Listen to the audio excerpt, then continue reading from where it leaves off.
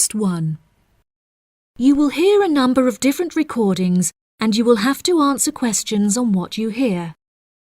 There will be time for you to read the instructions and questions, and you will have a chance to check your work. All the recordings will be played once only. The test is in 4 sections. At the end of the test, you will be given 10 minutes to transfer your answers to an answer sheet. Now turn to Section 1. Section 1. You will hear a man phoning to inquire about hotel information. First, you have some time to look at questions 1 to 4.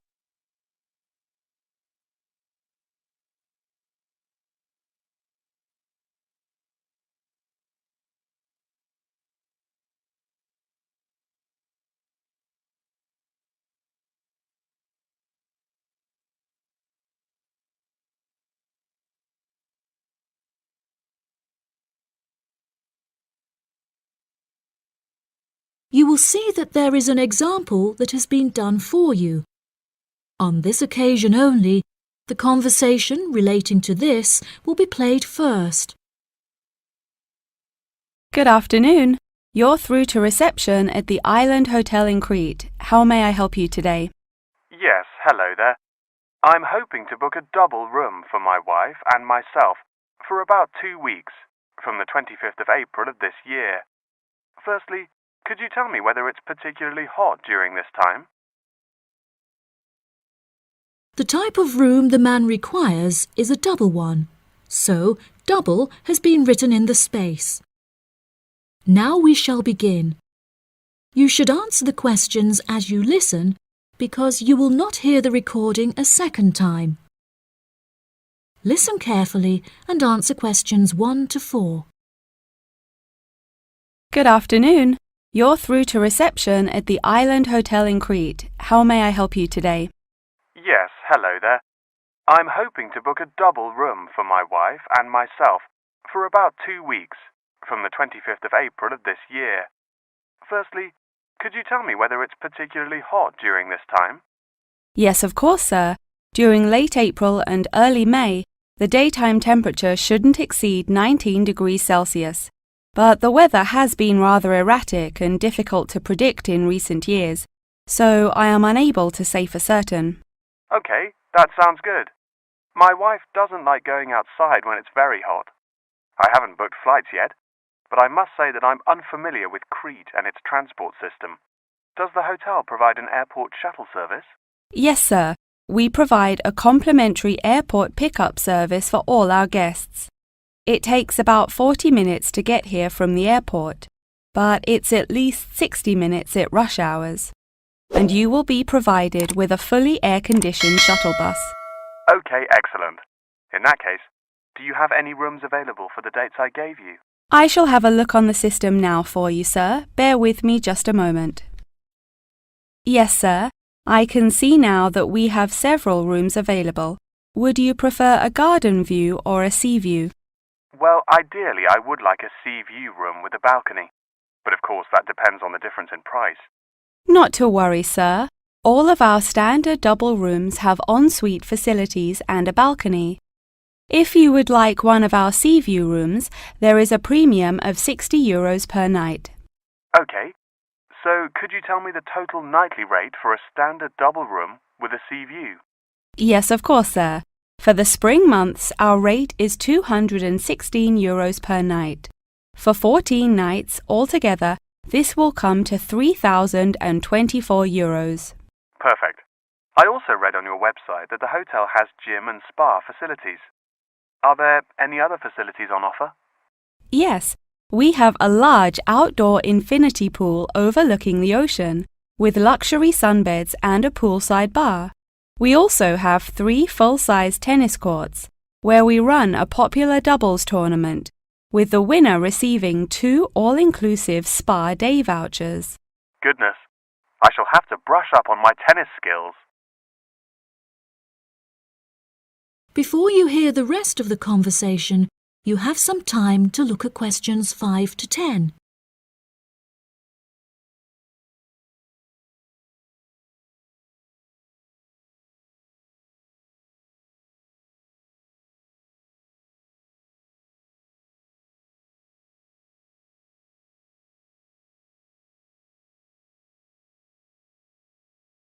Now listen and answer questions 5 to 10.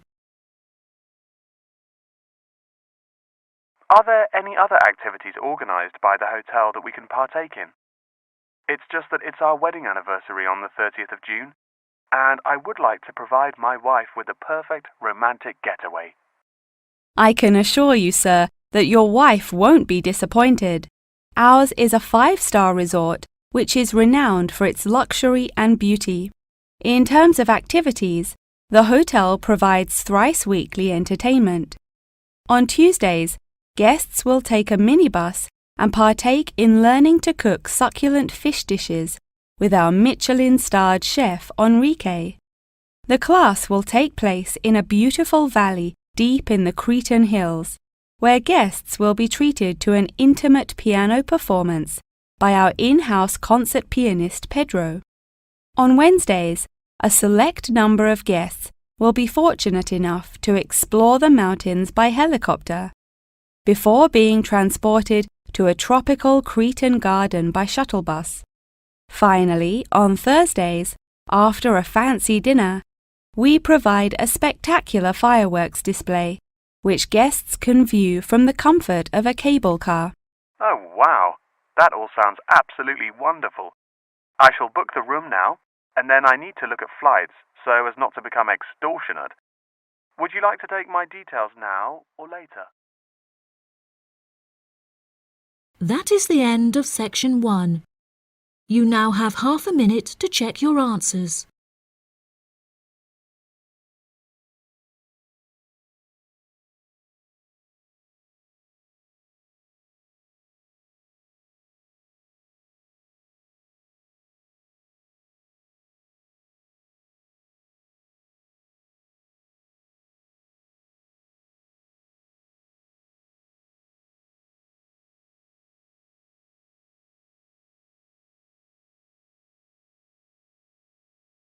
Now turn to section 2. Section 2. You will hear part of a radio program about online exchange business. First, you have some time to look at questions 11 to 14.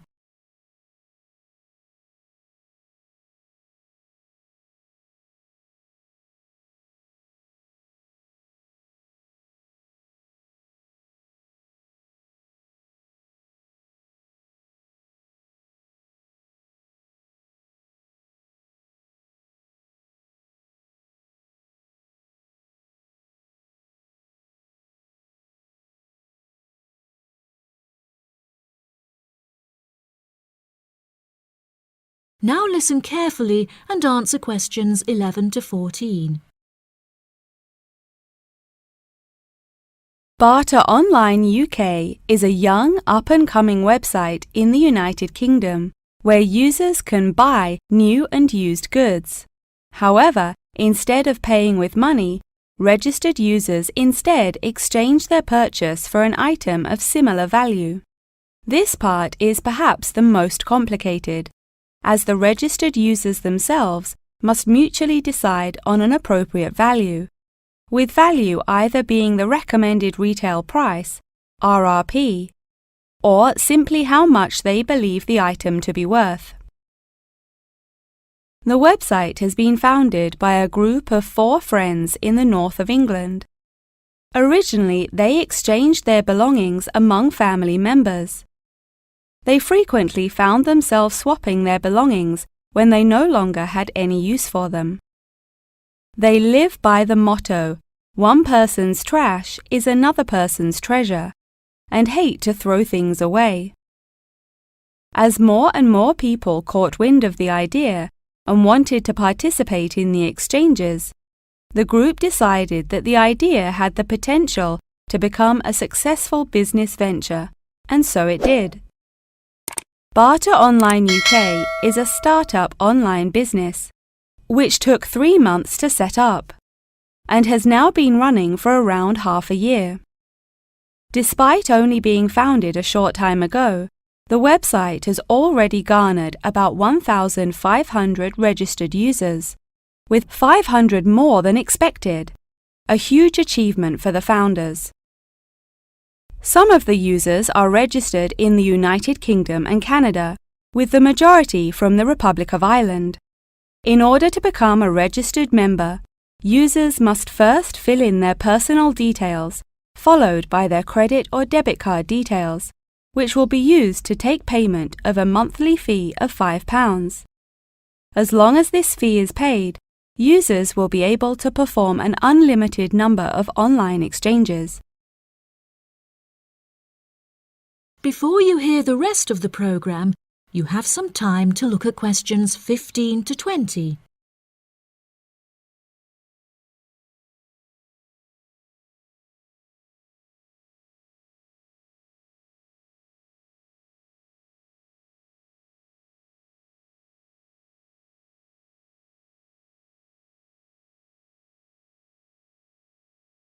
Now listen and answer questions 15 to 20. A multitude of items are sold on the website, such as textbooks, soft toys and tools. However, books for children and computer games are by far selected most. The exchange process itself is not as complicated as it might seem. Users can enter their preferences for what they would like to receive, and also explicitly state what they would like to give away, and the website will automatically pair up suitable users. If, however, a user doesn't want to give anything away, but would simply like to buy something, Barter Online UK does support a secure online payment system, where users can perform a normal monetary transaction. Despite this, the founding group strongly discourages the use of the online payment system, clearly stating that this goes against the intended ethos of the company. Although bartering is an age-old process, many of the website's users are unsure how to decide which of their own items to exchange. It often helps to order items by popularity using the filter button provided. This will tell the website to find out popular items for users' convenience. To this, the founding members say, just put everything you don't want on there. Different people have different tastes, and you never know what they might be looking for. In order to aid registered users in their exchanges and to provide them with assurance, the founders recently added a new feature whereby on completion of an exchange, users will be encouraged to provide each other with feedback. This feedback will include criteria such as the quality of the item as compared with how it was advertised, the ease of communication with the seller, the speed at which the item was delivered, and so on. The friends believe that using this method, users will have a more transparent and trustworthy bartering experience. That is the end of section 2. You now have half a minute to check your answers.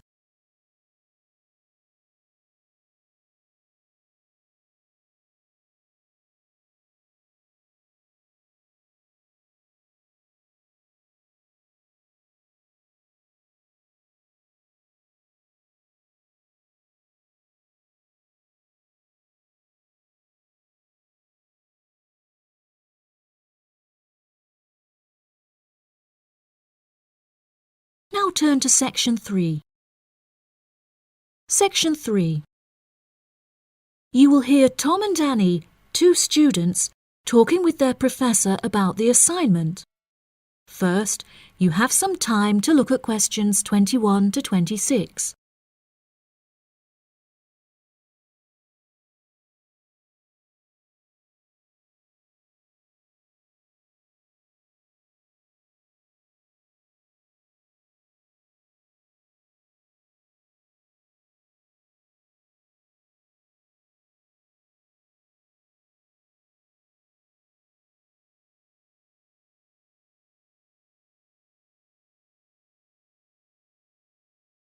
Now listen carefully and answer questions 21 to 26. Professor Tomlinson, may Annie and I please quickly ask you a few questions about the reflective journal assignment? It's just that we're a bit confused as to what you want us to include and discuss. Yes, of course. What are you having trouble with? Well, everything really. To start with, what should be included first in the reflective journal? Perhaps suggestions from others? No. Firstly, you should include the study goals you set yourself at the beginning of the module. This section should have been discussed in some detail towards the beginning of the course by Professor May. You should be able to find her suggestions on the slides she has provided the class online. Okay, thank you, Professor. Could I also trouble you to take a brief look at my bibliography and footnotes? I feel like they're missing something. Most of our friends' bibliographies are longer. Well, looking at this, Annie, I can see that you have used a wide range of resources, which shows that you have made effective use of communication technology. As far as I can tell, you need not make any changes to this, although you might want to double-check that your referencing complies with the Harvard Referencing Style regulations. Oh, I'm very surprised you've said that. Thank you. Now I can set my mind at ease. Tom, you said you wanted to ask the professor about the achievements section. Yes, Professor. In the assignment guidelines, we're asked to introduce and elaborate on our biggest achievement in the past, saying which skills we learned in the process and how these skills can be transferred to various different future careers.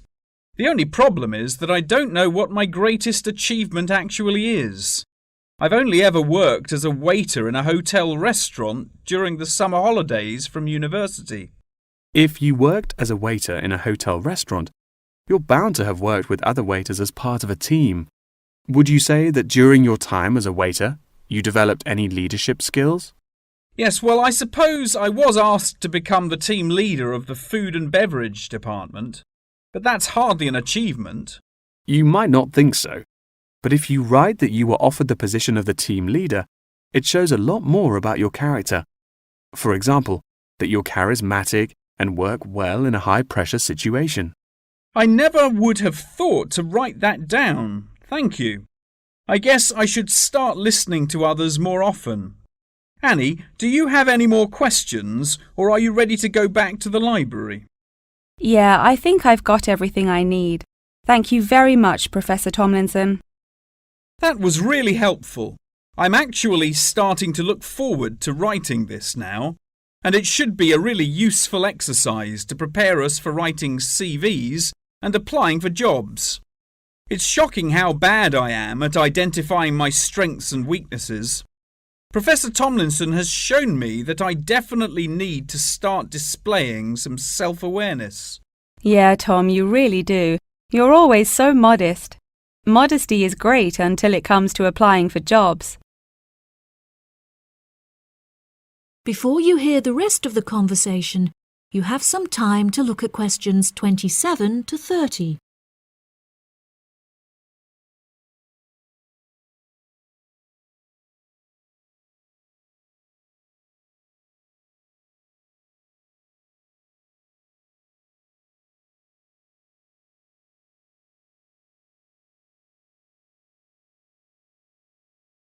Now listen and answer questions 27 to 30.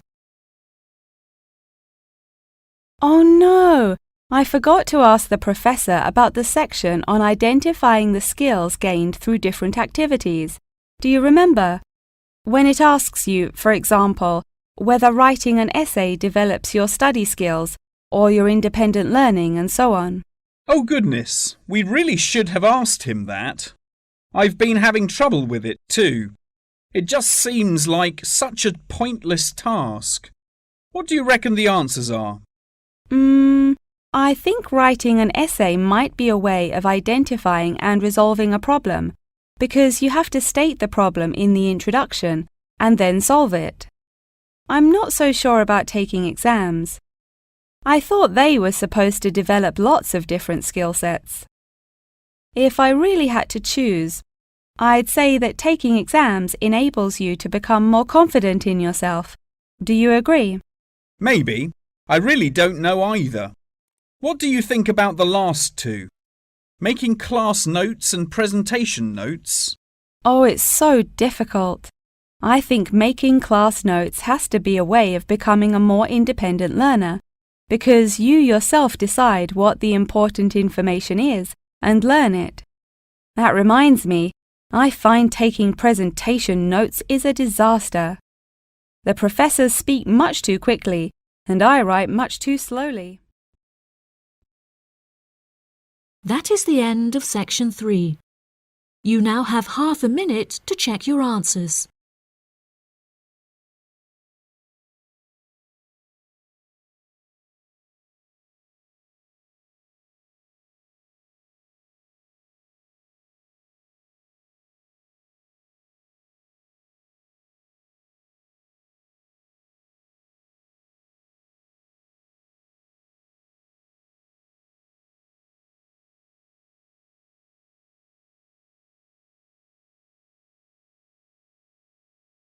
Now turn to section 4. Section 4. You will hear a talk on the research of the behaviour of chimpanzees. First, you have some time to look at questions 31 to 40.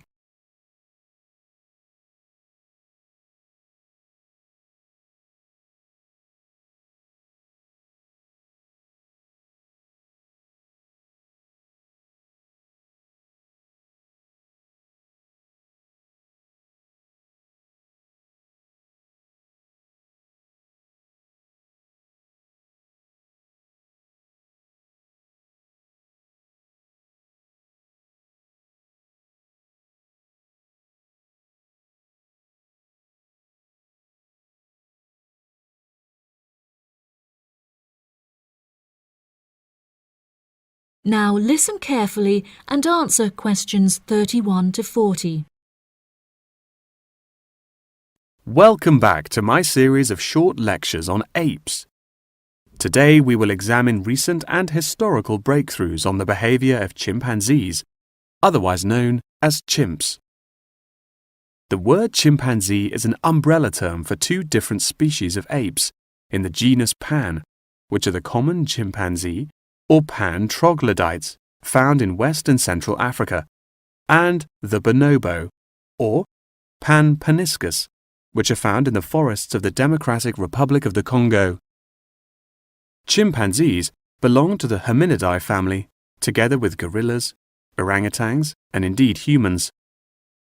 Current research tells us that the chimps broke away from the human branch of the hominidae family approximately 6 million years ago and remain the closest living relative to humans to this day. More modern researches into chimpanzees have centered on their behavioral characteristics, once all biological and genetic factors have been ruled out. In this way, scientists have unearthed an unfathomable amount of similarities between human and chimpanzee behavior. Although much of this research has taken place through observation of captive chimps, the results are widely seen as an authoritative reflection of chimps living in the wild. Chimps live in large so-called communities comprised of many male and female members, with the social hierarchy determined by an individual chimp's position and influence. Through such research, scientists have found that chimps learn and adapt through observation of others' behavior. Once in power, the alpha male is often seen to alter its body language in order to retain power. For example, he might puff himself up in order to intimidate others, while lower-ranking chimps are noted to behave more submissively and holding out their hands while grunting. Female chimpanzees also have a distinct social hierarchy, with high social standing inherited by children. It is not unheard of for dominant females within a community to unite and overthrow the alpha male, backing another in his place. James Diamond, in his book The Third Chimpanzee, suggests that chimps should now be reclassified in the genus Homo instead of Pan, and there are many arguments still in favor of this. Male common chimpanzees are, on average, 1.7 meters in height, weighing 70 kilograms, with their female counterparts being somewhat smaller. By comparison, the bonobo is slightly shorter and lighter, but with longer arms and legs. However, both species walk on all fours and climb trees with great ease. Jane Goodall made a groundbreaking discovery in 1960 when she observed the use of tools among chimpanzees, including digging for termites with large sticks. A recent study claimed to reveal that common chimpanzees in Senegal have been using spears sharpened with their teeth to hunt. However, these reports remain unsubstantiated. Researchers have witnessed such tools, namely rocks, being used by chimps to open coconut shells, and indeed crushing nuts with stone hammers. As scientific technology has developed, so too has our knowledge of the sheer extent of the chimp's intelligence. Research has now shown that chimps have the capability to learn and use symbols and understand aspects of the human language, including syntax, as well as numerical sequences. As I mentioned earlier, the umbrella term chimpanzee is comprised of the common chimpanzee and the bonobo. These two subspecies are divided along the Congo River, with the common chimps living on one side and the bonobos living on the opposite side of the river. Over the past few decades, both of these subspecies have witnessed an alarming decrease in population density, with animal activists now working harder than ever to protect those remaining and encourage procreation.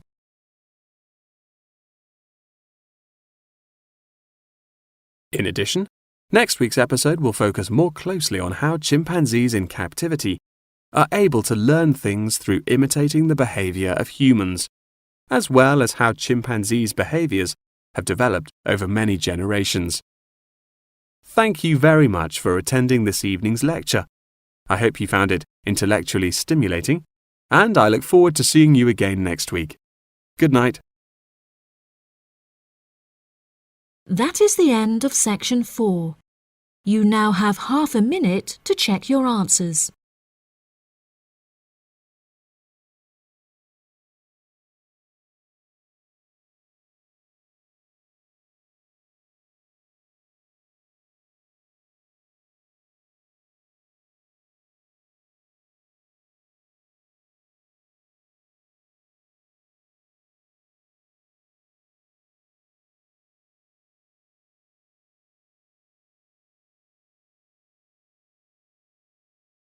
That is the end of the listening test. In the IELTS test, you will now have 10 minutes to transfer your answers to the answer sheet.